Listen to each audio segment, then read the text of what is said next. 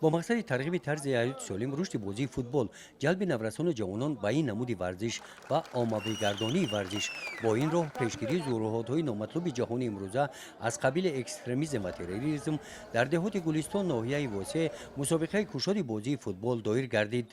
در این چاره‌بینی که با پیشنهاد مقامات اجرایی حاکمیت دولتی ناحیه و دستگیری صاحبکاران بخشیده به روز جهانی فوتبال راه اندازی گردید.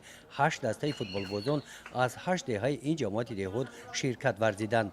رفت این بازی ها ده ها نفر مخلصان این نمود ورزش را به این تالار ورزشی آورد. با دستگیری پرزیدنت فدراسیون فوتبال محترم رستم اموالی روز فوتبال زیادتر شده است. مشهور شده است. بازمون در بین 8 دهه برگزار گردید و در آینده کوشش میکنیم که بین همین دهه ها مسابقه ها زیادتر برگزار کنیم تا اینکه چهره های نمایان از بین دهه ها در جمعیت های بلند در دسته های بلند جمهوری و بیرون از جمهوری اشتراک کنند.